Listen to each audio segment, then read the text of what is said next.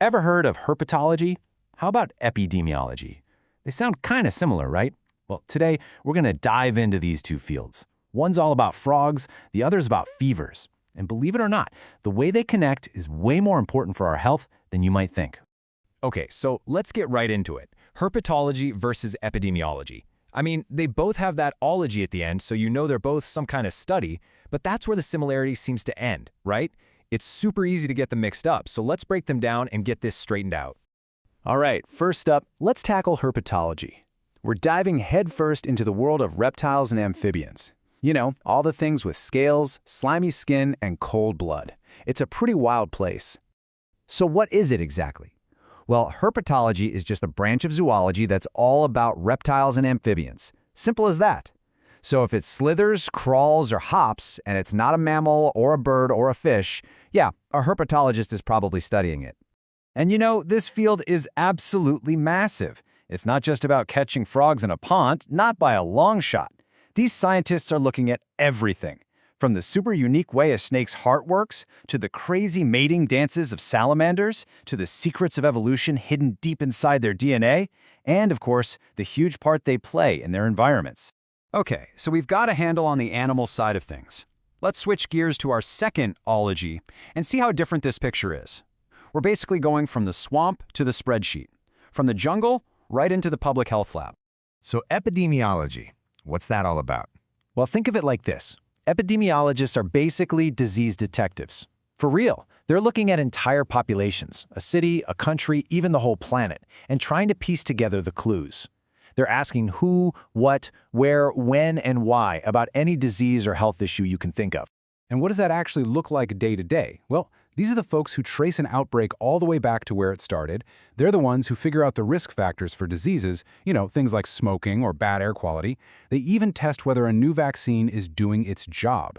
And all that data, it's what our governments use to create public health plans that keep us all safe. Okay, so let's put it all together.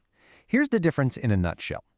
Herpetology zooms in on specific animals, right? Epidemiology zooms out to see the big picture of health patterns across populations. It's really critters versus crises.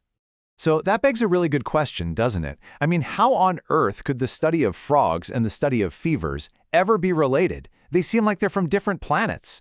What does a turtle expert have to say to a flu tracker? Well, the answer is actually fascinating, and it's a connection that matters more than you might realize. The secret, the thing that connects these two worlds, is a field that acts as a bridge between them, and it's called disease ecology. So, disease ecology takes a huge step back and looks at the entire picture of a disease. Not just what's happening inside a single patient, but what's happening in the whole ecosystem. The key idea here is that germs don't just pop up out of nowhere. Nope, they're part of a really complex, interconnected system. And to really get a handle on that system, you have to look at three key ingredients. First, you've got the host. That's the organism that gets sick, whether it's a frog, a bat, or a person. Then you've got the pathogen. That's the little bug causing the trouble, like a virus or a bacteria. And finally, you have the environment where they all interact. Mess with any one of those three things, and you totally change the game for that disease. And this is where it all comes together. See, a ton of human diseases, we call them zoonotic diseases, they actually start in animals. So think about it. A herpetologist is studying how something like salmonella spreads through a population of turtles. The things they learn about how that pathogen is transmitted, well, that information is pure gold for an epidemiologist trying to stop the next big human outbreak. It's like the animals are our early warning system, the canaries in the coal mine for our own health. This idea that the health of animals and the health of people are totally intertwined is actually part of an even bigger concept. And it's a concept that's changing everything about medicine and public health. It's called One Health, and it's a pretty simple idea, but it's also incredibly powerful. It just says that you can't have healthy people without healthy animals and a healthy environment. It's all one giant interconnected system. You can't separate the pieces. Think about it like three pieces of the same pie, or the same puzzle. You've got human health, animal health, and environmental health. Let's say a river gets polluted. That's an environmental problem, right? Well, that pollution can make the fish in the river sick. Now it's an animal health problem. And if people eat those sick fish, boom, now you've got a human health problem. See? You can't just fix one part without thinking about the others. And that really brings us to the heart of it all.